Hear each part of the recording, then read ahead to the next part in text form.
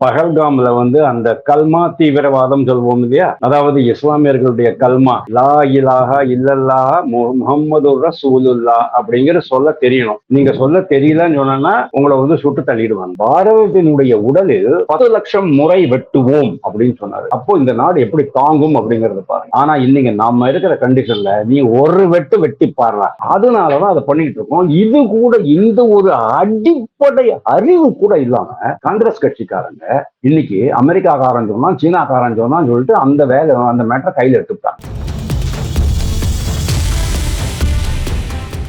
நாரதர் media உணர்வாளர்களுக்கு வணக்கங்கள். நான் உங்கள் விஜய் சின்னசாமி. இன்று நம்முடன் இணைந்திருக்கிறார் தேசப்பற்றாளர் வாசுதேவன் அவர்கள். வணக்கம் ஜி. வணக்கம். நமது மத்திய அமைச்சராக இருக்கக்கூடிய ராணுவ அமைச்சராக இருக்கக்கூடிய ராஜ்நாத் சிங் அவர்கள் தெரிவித்திருக்கிறார், ரொம்ப அழுத்தமாகவே பேசியிருக்கிறார். பயங்கரவாத மையமாக இருக்கக்கூடிய இடங்களுக்கு நாங்கள் தாக்குதல் நடத்தவும் தயங்க மாட்டோம் அப்படின்னு சொல்லி பேசியிருக்கிறார். இதில் பாகிஸ்தானை குறிப்பிடாமல் பேசியிருப்பதாக செய்திகள் வெளியாகிறது. இதை எப்படி ஜி பார்க்கலாம்? ஆமா, நேற்று டெல்லியில நடந்த நிகழ்ச்சியில ராஜ்நாத் சிங் ரொம்ப பிரமாதமா ஒரு தியரியே வச்சுட்டாரு. ஒரு தியரி, அதாவது தீவிரவாதம் பயங்கரவாதம் அப்படிங்கிறதுக்கு என்ன அடிப்படை காரணங்கள், அது நாம எப்படி சக்சஸ்ஃபுல்லா முறியடிச்சுக்கிட்டு இருக்கோம்ங்கிறத பத்தி பேசிட்டு இருந்தாரு. ஆபரேஷன் சிந்தூர் பத்தி பேசினாரு. பகல்காம்ல வந்து அந்த கல்மா தீவிரவாதம் சொல்வோம் இல்லையா, அதாவது இஸ்லாமியர்களுடைய கல்மா லா இலாஹா இல்லல்லாஹ முஹம்மது ரசூலுல்லா அப்படிங்கிற சொல்ல தெரியணும். நீங்க சொல்ல தெரியலன்னு சொன்னா உங்களை வந்து சுட்டு தள்ளிடுவாங்க, கழுத்தை அறுத்துருவானுங்க. அதுதான் கல்மா தீவிரவாதம். கல்மா தெரியுமா உனக்கு? அப்ப நீ தப்பிச்ச, இல்லைன்னா அவ்வளவுதான், காலி, மேல போக வேண்டியதுதான். அதுதான் பகல்காம்ல நடந்தது. மும்பைல 2 நாள் 3 நாளா ஒரு ஆளை பிடிச்சாங்க. நல்லா படிச்சவன் தான், ஐடில இருந்தான் அவன், அமெரிக்கால இங்க வந்திருக்கான். வந்த இடத்துல 2 செக்யூரிட்டி கார்டு கிட்ட கேட்டிருக்கான், கல்மா தெரியுமான்ட்டு. தெரியலன்னாங்க. உடனே வயிற்றுல குத்திட்டான். 2 குத்திட்டான்னா கையால குத்திருக்கான். அதான் 2 பேரும் ஹாஸ்பிட்டலைஸ்டு. இன்னைக்கு உயிருக்கு போராடிட்டு இருக்கிறாங்க. நம்ம நாட்டுல உள்நாட்டுக்குள்ளேயே இஸ்லாமிய தீவிரவாதம் படு பயங்கரமா டெவலப் ஆகிட்டு இருக்கு. நீங்க ஒரு பிக்சர் எடுத்தீங்க, இந்துடா அப்படின்னு ஒரு பிக்சரை நீங்க எடுத்தீங்க. அதுல கிறிஸ்தவ மதமாற்றம் பத்தி ரொம்ப பிரமாதமா டெவலப் பண்ணிட்டு போறீங்க அந்த ஸ்டோரியில. கிறிஸ்தவ மதமாற்றத்தினால இந்துக்களுக்கு எவ்வளவு ஆபத்தாகிறது, இந்துக்களுடைய வாழ்வுரிமை வாழ்வாதாரங்கள் எப்படி பறிக்கப்படுகின்றன, வேலை வாய்ப்புகள் பறிக்கப்படுகின்றன, கல்வி சலுகைகள் பறிக்கப்படுகின்றனங்கிறது நீங்க காமிச்சீங்க. அடுத்தது நீங்க பண்ண வேண்டியது இன்னொரு காஷ்மீர் ஃபைல்ஸ் இல்லைன்னா கேரளா ஸ்டோரி மாதிரியான ஒரு கதை, திரைக்கதை. சரிங்களா? அந்த திரைப்படத்தை நீங்க பண்ணுங்க. நான் அந்த பிக்சர் பார்த்தேன், இந்துடா, ரொம்ப அருமையாக எடுக்கப்பட்ட பிக்சர். ரொம்ப எல்லாருமே நம்ம நாட்டுல எல்லோருமே பார்க்க வேண்டிய பிக்சர். அதுவும் உங்களுடைய ரொம்ப சிறப்பா இருந்தது. எல்லோருமே ரொம்ப நல்லா நடிச்சிருக்கீங்க. என்னுடைய மனமார்ந்த வாழ்த்துக்கள். கிறிஸ்தவம் மட்டும் இல்ல சார், இஸ்லாமிய தீவிரவாதமும் நம்ம நாட்டுல பயங்கரமா தழைத்து வளர்ந்துகிட்டு இருக்கு அப்படிங்கறத பாக்குறோம். தீவிரவாதம்னா தீவிரவாதம் கிடையாது, பயங்கரவாதம். சரி, பயங்கரவாதத்திற்கும் தீவிரவாதத்திற்கும் என்னடா டிஃபரன்ஸ் அப்படின்னு நீங்க கேட்கலாம். டெரரிசம் அண்ட் எக்ஸ்ட்ரீமிசம் அப்படின்னு 2 இருக்கு. First extremism. எக்ஸ்ட்ரீமிசம் சொன்னா நம்ம நக்சல்கள்லாம் இருந்தாங்க இல்லையா, ஒரு தீவிரவாத சிந்தனை. இது வேண்டாம், ஏதோ எல்லாத்தையுமே நம்ம ரெசிஸ்ட் பண்ற மாதிரியான ஒரு சிந்தனை இருக்கிறதா தீவிரவாதம். அதே இவங்க என்ன பண்ணுவாங்க தெரியுமா? சுதந்திர போராட்டம் அப்படிம்பாங்க, சுதந்திர வேட்கை அப்படிம்பாங்க. பல்லாண்டு காலமாக அவர்களுடைய உரிமைகள் மறுக்கப்பட்டதால் அவர்களுடைய சுதந்திர உணர்வு வெளிப்படுகிறது அப்படிம்பாங்க. காஷ்மீர்ல தீவிரவாதம் பிளஸ் பயங்கரவாதம் 2மே இருந்தது. ஆனா பாகிஸ்தான் என்ன சொன்னா, அது அந்த மக்களுடைய சுதந்திர போராட்டம் அப்படின்ட்டு பேரை மாத்திடுவாங்க. அப்போ என்ன ஆகும்? ஓ அப்படிதானா, இப்ப நம்ம மாதிரி சாதாரண மனிதர்கள்லாம் என்ன பண்ணுவாங்க, அப்படியா, அப்படின்னா உண்மை இருக்கலாம் அப்படின்னு சொல்லுவாங்க இல்லையா. அப்போ அந்த பயங்கரவாதத்தினுடைய அந்த வீரியம், உக்ரம் குறைக்கப்பட்டு விடும். தீவிரவாத சிந்தனை என்னைக்கு தீவிரவாத சிந்தனை இருக்கிறவங்களுக்கு எல்லாம் அவங்களுடைய சொந்த அஜெண்டா இருக்கும். இப்படிதான் இருக்கணும், அப்படிதான் இருக்கணும், உலகமே கிறிஸ்தவ மயமாக்கப்பட வேண்டும், இஸ்லாமிய மயமாக்கப்பட வேண்டும், அல்லாவை தொழாதவர்கள் அனைவருமே வெட்டி கொல்லப்பட வேண்டியவர்கள் அப்படிங்கிற மாதிரியான அந்த சித்தாந்தம் இருக்கு இல்லையா, அது தீவிரவாதம். அதை நீங்க நடைமுறைப்படுத்தும் போது ரொம்ப வயலண்டா வன்முறையோட நீங்க நடைமுறைப்படுத்தினீங்கன்னு சொன்னா அது டெரரிசம். 1998 கோயம்புத்தூர்ல நடந்தது டெரரிசம். கருணாநிதியுடைய கண்ணுக்கு முன்னால நடந்தது. பதிவு செய்ய விரும்புறேன் நான். லால் கிருஷ்ண அத்வானியை கொலை பண்றதுக்காக நடந்த தீவிரவாதம் அது. தமிழ்நாடும் ஒன்றும் கம்மி கிடையாது, காஷ்மீர் மாதிரிதான் தமிழ்நாடும். எல்லா இடத்துலயும் அவங்க இருக்கிறாங்க. இந்த தீவிரவாதிகள், இந்த பயங்கரவாதிகள் உலகில் எங்க இருந்தாலும் நாங்க போட்டு தள்ளுவோம் அப்படிங்கிற ஒரு நிலைப்பாட்டுக்கு மத்திய அரசு வந்துருச்சு. நான் ஒரு புள்ளி விவரம் சொல்லுவேன், உங்களுக்கு ஆச்சரியமா இருக்கும். உலகெங்கும் நம்ம செய்திகள் கேட்கிறோம். கனடால ஒரு இவர் கொல்லப்படுகிறார், நிஜார் அப்படிங்கிறவர் கொல்லப்படுகிறார். அந்த நிஜார் அப்படிங்கிறவர் யார் அப்படின்னா, அவர் தான் அந்த காலிஸ்தான் தீவிரவாதி, அதாவது இந்தியாவுக்கு எதிராக செயல்பட்டு கொண்டிருந்த காலிஸ்தான் தீவிரவாதி. அவர் கொல்லப்படுகிறார். அவர் கொல்லப்பட்ட பிறகு என்ன ஆகுது, அமெரிக்கா கனடாக்கு சொல்லுது, இதுக்கு பின்னால இந்தியாவோட கை இருக்குது அப்படிங்கிறாங்க. இந்தியாவோட கை இருக்கு அப்படிங்கறத நீங்க ப்ரூவ் பண்ணணும் இல்லையா? அவங்களால இன்னைக்கு வரைக்கும் ப்ரூவ் பண்ண முடியும். அதே மாதிரி நமது நாட்டு பிரதமரை கொல்வதற்கு பல முறை அட்டெம்ப்ட், அதாவது முயற்சிகள் நடக்கொள்ளப்பட்டன. அவர் இப்போ ரீசென்ட்லி சைனாக்கு போன வருஷம் சைனாக்கு போயிருந்த போது கூட அவர் மீது ரொம்ப மிகப்பெரிய ஒரு தாக்குதல் நடத்துறதுக்காக இருந்தது. ஆனா அவரை யார் காப்பாத்தினாங்க தெரியுமா? புட்டின், விளாடிமிர் புட்டின், ருஷ்ய அதிபர் தன்னுடைய காருக்குள்ளே வச்சுக்கிட்டாரு, இறங்கவே இல்லை. 55 நிமிஷம் காருக்குள்ளே இருந்தாங்க. அதுக்கப்புறமா அவங்களுக்கு செய்தி வருது, ஆபத்து நீங்கியது அப்படின்ட்டு. அதுக்கப்புறமா தான் 2 பேரும் இறங்கி கீழே வராங்க. அன்னைக்கு என்ன ஆச்சு தெரியுமா? வங்கதேசத்துல, பங்களாதேஷ்ல, டாக்கால ஒரு ஹோட்டல்ல ஒரு தீவிரவாதி ஆர்வெல் ஜாக்சன் அப்படின்னுட்டு, தீவிரவாதி கிடையாது, ஆமா ஏஜென்ட். இந்த ஏஜென்ட்டுக்கும் தீவிரவாதிக்கும் டிஃபரன்ஸ் நான் உங்களுக்கு சொல்றேன். அவர் கொல்லப்படுகிறார் மர்மமான முறையில். அதுவும் என்ன, அணு ஆயுதம் தயாரிக்கக்கூடிய ஒரு பொருளை அவருடைய சர்பத்துல போட்டு குடிக்க வச்சிடுறாங்க. எந்த விதமான போஸ்ட்மார்ட்டம் ஒண்ணுமே இல்லாம அந்த மனிதருடைய சடலம் அமெரிக்காவுக்கு எடுத்து செல்லப்படுகிறது. அமெரிக்காக்காரன் பண்ணினது, அமெரிக்காக்காரன் அனுப்பிச்ச கூலிப்படை அப்படின்னு நீங்க வச்சுங்க. நம்ம இப்போ தீவிரவாதம் பற்றி பேசுவோம். இந்த மாதிரி உலகம் எங்குமே எல்லா இடத்தையும் இருக்கிற தீவிரவாதிகள்லாம் ஒவ்வொருத்தரா போட்டு தள்ளிக்கிட்டு இருக்கோம். 2024-25 71 இந்த மாதிரி வெளிநாடுகள்ல இருக்கக்கூடிய இந்தியாவுக்கு எதிராக செயல்படும் தீவிரவாத சிந்தனை உடையவர்கள், வன்முறையாளர்கள் அடையாளம் காணப்பட்டிருக்கிறார்கள். 2002 இன்னைக்கு வரைக்கும் 60 பேர் இந்தியாவுக்குள்ள கொண்டு வந்தாச்சு. லாரன்ஸ் பிஷ்னோய் அப்படிங்கிற ஒருத்தர், பர்மிந்தர் சிங்கிறவர் ஒருத்தர், தபஹூர் ராணா அப்படின்னவர் தெரியும் உங்களுக்கு. 2008 மும்பை பிளாஸ்ட்ல, மும்பைல பெரிய பிளாஸ்ட் நடந்துச்சு இல்லையா, குண்டு வெடி, அது 267 பேர் செத்து போனாங்க. அந்த சம்பவத்தில் மூளையாக இருந்த தபஹூர் ராணாவை போன வருஷம் கொண்டு வந்தாங்க. சலீம் பிஸ்டல் அப்படிங்கிறவர் கொண்டு வந்தாங்க. ரவி பூஜாரி அப்படிங்கிறவரை கொண்டு வந்தாங்க. லேட்டஸ்டா 2 நாள் முன்னால ஒரு தீவிரவாதியை கொண்டு வந்தாங்க துருக்கியிலேருந்து. துருக்கி நம்மளுடைய நட்பு நாடு கிடையாது, நம்மளுடைய பகை நாடு தான். பாகிஸ்தானுக்கு நட்பு நாடு அவங்க. அங்கிருந்து அந்த சலீம் டோலா அப்படிங்கிறவரை தூக்கிட்டு வந்தாங்க.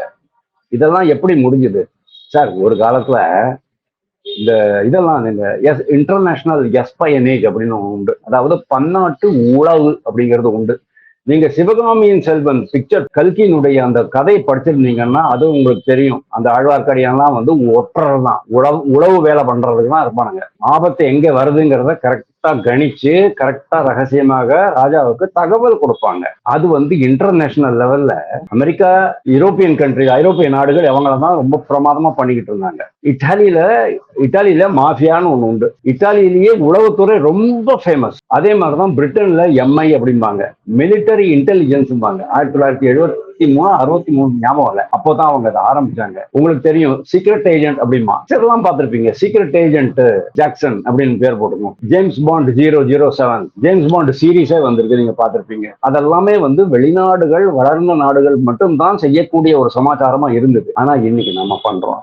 இதெல்லாம் நாம ரொம்ப சக்சஸ்ஃபுல்லா பண்ண முடியும் அப்படிங்கிற நம்பிக்கை இன்னைக்கு நம்மளுக்கு வந்திருக்கு. அதனால்தான் உலக அளவுல இந்தியாவுக்கு எதிராக யார் எங்கு செயல்பட்டாலும் நாம என்ன பண்ணுவோம், அந்த நாட்டு கூட ஒரு ஒப்பந்தம் இருக்குதா, அதாவது நம்ம நாட்டில் தேடப்படும் குற்றவாளி அங்க இருக்கிறான் அப்படின்னா அவங்கள டிபோர்ட் பண்ணணும், எக்ஸ்ட்ராடைட் பண்ணணும், அதாவது நாடு கடத்தி இங்க கூட்டிட்டு வரணும். அதுக்கு வழி இல்லைன்னு சொன்னா நீங்க என்ன பண்ணுவீங்க, அங்கேயே போட்டுள்ள வேண்டியதான், வேற வழி கிடையாது. இப்ப ஜாக்கிர் நாயக் அங்க உட்கார்ந்துருக்காரு மலேசியால, தாவூத் இப்ராஹிம் கராச்சியில உட்கார்ந்துட்டு இருக்கான், அவ்வளவுதான். அதுக்கு மேல நான் அதை சொல்ல விரும்புறேன், சரிங்களா?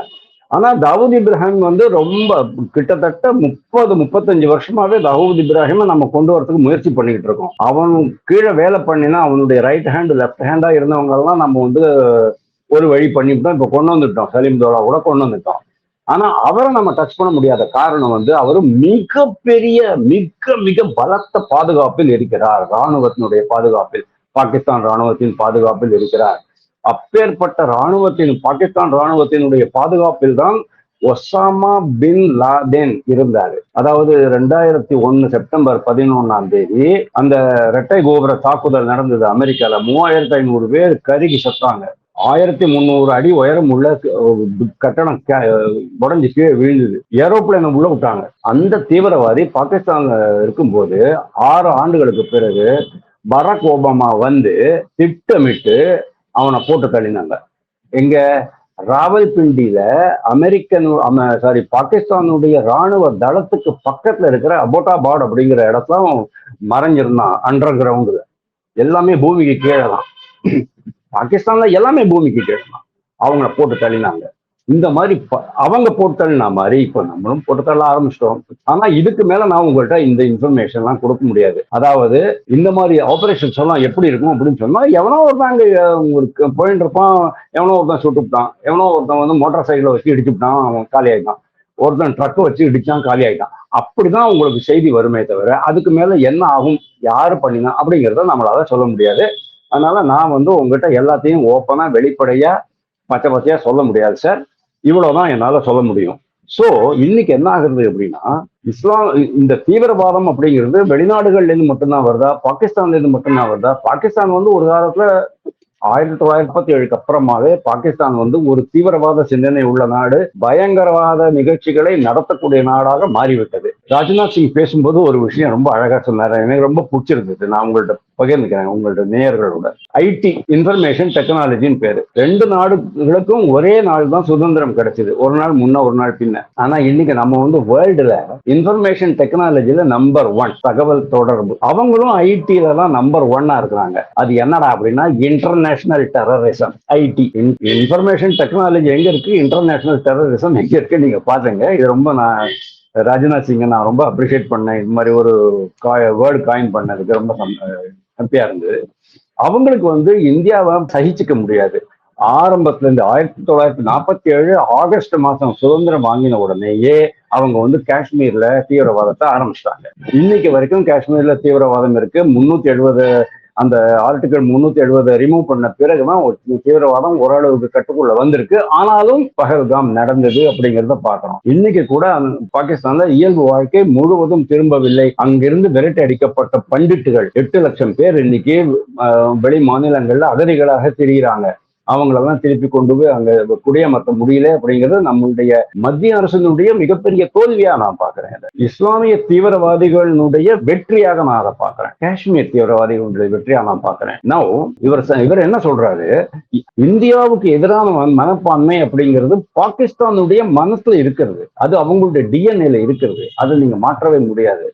அதுக்குதான் இவர் சொன்னாரு, ஜியாவுல் ஹக் நினைக்கிறேன், 1 million cuts on the body of India அப்படின்னு. அதாவது பாரதத்தினுடைய உடலில் 10 லட்சம் முறை வெட்டுவோம் அப்படின்னு சொன்னாரு. அப்போ இந்த நாடு எப்படி தாங்கும் அப்படிங்கறத பாருங்க. ஆனா இன்னைக்கு நாம இருக்கிற கண்டிஷன்ல நீ ஒரு வெட்டு வெட்டி பாடுறா, பாத்துக்கிறோம்டா அப்படின்னு நம்ம சொல்றோம். அப்படிதான் வெட்ட போனாங்க. ஏப்ரல் 22, கரெக்டா 1 வருஷம் ஆச்சு சார். ஏப்ரல் 22 பஹல்காம்ல வெட்டினாங்க. 2025 9 நாள் நம்ம டைம், 8 நாள் பிளான் பண்ணோம், 9ஆவது நாள் போந்து அடிச்சோம். நூர்கான் ஏர்போர்ட் ஏர்பேஸ்ல இருந்து 9 ஏர்பேஸும் அடிச்சு காலி பண்ணோம். இன்னைக்கு வரைக்கும் நூர்கான் பேஸ் தான் ஆபரேஷனலா இருக்கு. பாக்கி இதெல்லாம் விமான தளங்கள்லாம் எவ்வளவு டெவலப் பண்ணியிருக்காங்க, ரிப்பேர் பண்ணாங்களா அப்படிங்கிறது தெரியல. 10 மாசம் அதுக்கே ஆயிட்டு இருக்கு. கிரணா ஹில்ஸ், சகாய் ஹில்ஸ்ல எல்லாம் போயிட்டு குண்டு போட்டுட்டு ஓப்பன், அதாவது உள்ள நுழையிறது வெளியே வர்றது 2 பக்கமும் குண்டு போட்டுட்டு வந்துட்டோம். இன்னைக்கு வரைக்கும் அவங்களால அதை ஓப்பன் பண்ண முடியாத நிலையை வந்துருச்சு. உள்ளுக்குள்ள அணு ஆயுதங்கள். ஸோ ஆபரேஷன் சிந்தூர் எப்படி சக்சஸ் ஆச்சு, நீங்க என்ன வேணாலும் பண்ணிக்கீங்க. அதாவது உங்களுக்கு ஒரு முக்கியமான விஷயம் சொல்றேன், ஒரு நாடு வளரணும் அப்படின்னு சொன்னா உள்நாட்டுல அமைதி வேணும். உள்நாட்டுல அமைதி இல்லாம இருந்தது நக்சல்வாதத்தினால. உங்களுடைய சேனல்ல நக்சல்வாதத்துக்கு எனக்கு தெரிஞ்சே நக்சல்வாத தடுப்புக்கு மட்டுமே எனக்கு தெரிஞ்ச ஒரு 6 வீடியோ போட்டிருக்கீங்க. உங்களுடைய ஃபேஸ்புக்ல நிறைய பதிவுகள் போட்டிருக்கிறீங்க. இன்னைக்கு நக்சல்வாதத்தை ஓரளவு கட்டுப்படுத்தியாச்சு அந்த நக்சல் காரிடார் மொத்தமாவே டெவலப்மெண்ட் காரிடாரா மாறி போச்சுங்கிறத நம்ம பார்க்கிறோம். அதே சமயம் நம்மளுக்கு ஒரு தொலைநோக்கு பார்வை வேணும். ஒரு நாடு மிலிட்டரிலி பவர்ஃபுல், அதாவது ராணுவ பலம் அதிகமாக இருக்க வேண்டும். ஒண்ணு, மற்ற நாடுகள் நம்ம ஒன்றும் பண்ண முடியாம இருக்கணும். இல்லைன்னா வெனிசுவேலா காண மாதிரி நம்ம நாட்டுல பண்ண முடியுமா? யோசிச்சு பார்க்க முடியுமா? ட்ரம்பால வெனிசுவேலாவுடைய அதிபரையும் அதிபருடைய மனைவியும் ராத்திரியோட ராத்திரியா போய் கேபிட் போனாங்கல்ல. இமேஜின் பண்ணி பாரு, இந்தியாவில் நடக்குமான்னு. தொலைச்சு கட்டிப்படுவாங்க, நடக்க முடியாது. அந்த அளவுக்கு நம்ம பவர்ஃபுல்லா இருக்கணும். அதுக்கு நம்மளுக்கு தொலைநோக்கு பார்வை வேண்டும். அதுக்கு நம்மளுக்கு பல்வேறு திட்டங்கள் வேண்டும். நம்மளுடைய பாதுகாப்பு கட்டமைப்பை பலப்படுத்தணும். அதனாலதான் நம்ம இந்த ரீசென்ட்லி நிக்கோபார் ப்ராஜெக்ட் அப்படின்ட்டு ஒண்ணு உண்டு. அதாவது அந்தமான் நிக்கோபார்ல ஒரு பெரிய ப்ராஜெக்ட் 80,000 கோடி ரூபாய் செலவுல நம்ம ஒரு ராணுவ தளம், விமான தளம், துறைமுகம் 3ஐயும் கட்டிக்கிட்டு இருக்கோம். அதுக்கு நேத்து ராகுல் காந்தி போயிட்டு வீடியோ போடுறாரு. இந்த மரங்கள் எல்லாம் வெட்டப்படும், இந்த காடுகள் அழிக்கப்படும், இந்த உயிரினங்கள், இந்த பாம்பு தேளி எல்லாம் செத்து போயிடும், இதெல்லாமே அடானிக்கு வித்துட்டாரு நரேந்திர மோடி. நான் என்ன சொல்றேன், அமெரிக்காக்காரனுக்கு அது பிடிக்காது. ஏன்னா அவனுக்கு இந்து மகா சமுத்திரத்துல அவன் டைகோ கார்சியாங்கிற தீவுல அவனுடைய ஆட்சி. சீனாக்காரனுக்கு பிடிக்காது. ஏன்னா சீனாக்காரன் தென் சீன கடல்ல இருந்து வர கப்பல், அந்த நீர்வழி தடம் இருக்கு இல்லையா, அது மலாக்கா ஸ்ட்ரைட் அப்படிம்பாங்க. மலாக்கா ஸ்ட்ரைட்ல வடக்கு பகுதியில கோலாலம்பூரும் கிழக்கு பகுதியில சிங்கப்பூரும் இருக்கும். அப்படி வரும். அது இந்திய பெருங்கடலுக்குள்ள வரும். இந்திய பெருங்கடல் என்னுடைய கண்ட்ரோல்ல இருக்கும் அப்படிங்கிறதான் நம்மளுடைய நிலைப்பாடு. அதுக்காகத்தான் நாம் அதை டெவலப் பண்ணிட்டு இருக்கோம். இல்லைன்னா அந்த அமெரிக்காக்காரனும் சீனாக்காரனும் சேர்ந்து அதை ஆக்கிரமிப்பான். அதனாலதான் அதை பண்ணிட்டு இருக்கோம். இது கூட இந்த ஒரு அடிப்படை அறிவு கூட இல்லாம காங்கிரஸ் கட்சிக்காரங்க இன்னைக்கு அமெரிக்காக்காரன் சொன்னா சீனாக்காரன் சொன்னான்னு சொல்லிட்டு அந்த மேட்டரை கையில எடுத்துட்டாங்க. அதுக்கு எதிர்ப்பு தெரிவிக்கிறாங்க. போனா போட்டோம். நான் என்னுடைய டாபிக் அது கிடையாது. நிக்கோபார் ப்ராஜெக்ட் பத்தி நம்ம இன்னொரு ஸ்பெஷல் வீடியோவை போட்டுடலாம். ஓகே, நான் தீவிரவாதத்துக்குள்ள வரேன். இந்த மாதிரி இது கூட ஒரு தீவிரவாத சிந்தனை அப்படிங்கிறதுக்காக நான் இதை சொல்ல வரேன். அதாவது இன்னைக்கு காங்கிரஸ் கட்சிக்கு இருக்கிறது கூட ஒரு தீவிரவாதம் தான். மம்தா பானர்ஜிக்கு இருக்கிறது ஒரு தீவிரவாதம் தான். என்ன காரணம் தெரியுமா? போன 2021 மேற்கு வங்கத்துல அந்த எலெக்ஷன்ல 23 பேர் செத்து போனாங்க. அதாவது எலெக்ஷனுக்கு முன்னால. எலெக்ஷன் அன்னைக்கு 2 பேர் செத்து போனாங்க. எலெக்ஷன் முடிஞ்ச பிறகு 19 பேர் செத்து போனாங்க. எலெக்ஷன் முடிஞ்ச ரிசல்ட் எல்லாம் வந்த பிறகு அவன் பிஜேபிக்கு ஓட்டு போட்டாங்க, அதாவது தேடி கண்டுபிடிச்சு எடுத்து அடிச்சாங்க. பெண்கள் கற்பழிக்கப்பட்டார்கள், இந்துக்கள் தாக்கப்பட்டார்கள். நீங்க நினைக்கிறீங்க பங்களாதேஷ்ல மட்டும்தான் இந்துக்கள் தாக்கப்படுறாங்களா? நம்ம நாட்டிலே நடக்குது சார். என்ன வைத்தறிச்சலார் கேவலமா இல்ல உங்களுக்கு? சுதந்திர இந்தியால நரேந்திர மோடி சர்க்காருக்கு கீழே இது நடக்கும். ஆனா அது ஸ்டேட் சப்ஜெக்ட் அப்படிங்கிறதுனால மத்திய அரசு டைரக்டா தலையிட முடியாது. அதனாலதான் 2,40,000 சிஆர்பிஎஃப் வீரர்கள் அங்க இருக்கிறாங்க. Border road organisation, border security force, CISF, industrial security force எல்லாத்தையும் குமிச்சு வச்சுட்டாங்க. எதுக்கு? தீவிரவாதம், பயங்கரவாதம் இதெல்லாம் கண்ட்ரோல் பண்றது. இதெல்லாம் ஓகே. தீவிரவாதம் பாகிஸ்தான்ல இருந்து மட்டும் வரல, எல்லா இடத்துல இருந்து வருது. பாகிஸ்தான் மேக்சிமம் வருது. உள்நாட்டுல தீவிரவாதம் இல்லையா, பயங்கரவாதம் இல்லையா? அல்ஃபாலா யூனிவர்சிட்டி அப்படின்ட்டு ஒரு முஸ்லீம் யூனிவர்சிட்டியில இருந்து டாக்டர்கள் அவ்வளவு 8-9 பேரை பிடிச்சி 13 பேரை பிடிச்சிட்டு இருக்காங்க. இப்போ டோட்டலா 13 பேர் அண்டர் அரெஸ்ட். தீவிரவாத சிந்தனை எல்லாம் வெடிகுண்டு பண்றாங்க. மேற்கு வங்காளத்திலையும் நிறைய வெடிகுண்டு பிடிச்சிருக்காங்க. வெடிகுண்டு பண்ணினவங்க எல்லாம் யாருன்னு சொல்லட்டுமா? ஷாஜஹான், ஜஹாங்கீர், சிக்கந்தர், ஹுமாயூன், இந்த மாதிரி பேர் தான். அப்போ இந்த பேரை வச்சிருக்கிறவங்க எல்லாம் யாரு அப்படிங்கறத நீங்க யோசிச்சு வச்சுக்கிட்ட. எந்த மதத்தையும் எதிர்ப்பவங்க கிடையாது. ஆனா ஒரு மதத்தை சேர்ந்தவர்கள் மட்டுமே இந்த வேலையில் ஈடுபடுறாங்க மேற்கு வங்காளத்துல. அப்படிங்கும் போது பங்களாதேஷ்ல இருந்து வரும் தீவிரவாத சிந்தனையுடையவர்கள் அவர்களை பயன்படுத்துகிறாங்க மம்தா பானர்ஜி தன்னுடைய அரசியல் வெற்றிகளுக்கு. அப்படிங்கும் போது நம்ம அதை கண்டம் பண்ண வேண்டியது. சோ இது ஒரு விஷயம். உள்ளூர் தீவிரவாதத்தை நம்ம கட்டுப்படுத்தி ஆகணும் இல்லையா?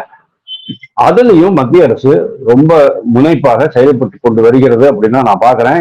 இன்ஃபேக்ட் வெளிநாட்டு தீவிரவாதத்தை விட உள்நாட்டு தீவிரவாதம் இன்னும் மோர் டேஞ்சரஸ். ஏன்னா அவங்க நம்மளாவே இருந்துகிட்டே இன்னொரு வேலை பண்ணிடுவாங்க. எப்படி 1990 ஜனவரி 30 நேத்திக்கு வரைக்கும் ஒன்றா இருந்த இந்த குடும்பங்கள், காஷ்மீர் பண்டிட் குடும்பங்களும் இஸ்லாமிய குடும்பங்களும் அக்கம் பக்கத்துல இருந்தவங்க எல்லாம் ஒரே ராத்திரி பெண்களை மட்டும் வச்சுக்கிட்டாங்க. ஆண்களை வெட்டி கொன்றார்கள். ஆண்கள் தப்பித்து ஓடிவிட்டார்கள். அதாவது கொல்லப்படாத ஆண்கள் தப்பித்து ஓடிவிட்டார்கள். எப்பேற்பட்ட ஒரு கொடுமை நடந்திருக்கு நீங்க பாருங்க. இதெல்லாம் நீங்க அடுத்த பிக்சருக்காக உங்களுக்கு நிறைய கதைகள் இருக்கும். ஒரு சின்ன ஒரு கான்ட்ரிபியூஷன் நான் உனக்கு சொல்றேன். அதாவது என்னுடைய மனசை தொட்ட ஒரு இது நான் சொல்றேன் உங்களுக்கு. சோ இன்னைக்கு உலக அளவுல நீங்க எங்க இருந்தாலும் தீவிரவாதத்தை நாங்கள் சகிக்க மாட்டோம், ஒப்புக்கொள்ள மாட்டோம். யாராக இருந்தாலும் சரி, சீக்கிய தீவிரவாதமா இருக்கட்டும், கிறிஸ்தவ தீவிரவாதமா இருக்கட்டும். கிறிஸ்தவ தீவிரவாதம்லாம் எப்படி இருக்கு தெரியுமா? நீங்க உங்க பிக்சர்ல இந்துடா பிக்சர்ல வந்த மாதிரி ஒளிவு மறைவா இருக்கும். நல்லது பண்ற மாதிரி பண்ணுவாங்க. ஆனா ஒரு நாள் நீங்க கண்ணு வச்சு பார்ப்பீங்க, எல்லாமே கிறிஸ்தவ மயமாக்கப்பட்டிருக்கும். இதுதான் தீவிரவாதம். ஆனா பயங்கரவாதம் கிடையாது. ஆளை கொள்றது சர்தான் சேஜுதா அப்படின்னா கழுத்துக்கு மேல் தலை இருக்காது. அப்படி இந்த நூபுர் சர்மாவோட மேட்டர்ல அப்படித்தானே பண்ணாங்க ரெண்டு பேர், ஒரு டெய்லர்கிட்ட, ராஜஸ்தான்ல ஒரு டெய்லர். அந்த மாதிரிலாம் இருக்காது கிறிஸ்தவம். அதுவும் ஒரு மாதிரி ஏன்னா தீவிரவாத சிந்தனை அது. அதாவது எல்லோருமே கிறிஸ்தவர்கள் ஆக்கி விடுறது. எங்களுடைய கொள்கையை நாங்க எப்படியாவது நடைமுறைப்படுத்துவோம், செயல்படுத்துவோம் அப்படிங்கிற அந்த வெறி, அதுதான் நாளைக்கு தீவிரவாதமாக மாறும். ஆனால் இஸ்லாமியர்களுக்கு இருக்கும் அந்த தீவிரவாதம் பயங்கரவாதமாக மாறிவிட்டது அப்படிங்கிறத நம்ம பார்க்கோம். இன்னைக்கு நம்ம நாட்டுல எப்படி இருக்கும் அப்படின்னு சொன்னா, இது ஒரு புதிய இந்தியா. இன்னுமே எங்க கிட்ட யாரும் வாதாட்டக்கூடாது. இது ஒரு புதிய அரசு, ஒரு புதிய சிந்தனை இருக்கிறது. புதிய சிந்தனை, புதிய ரத்தம் இருக்கிறது. அதனால எங்களால முடியும், இதை செய்ய முடியும். ஏன்னா இன்னைக்கு நாங்க இன்டர்நேஷனல் எக்ஸ்பைனேஜ், பன்னாட்டு உளவுல கொற்ற வேலையில நாங்களும் டாப்ல இருக்கிறோம்.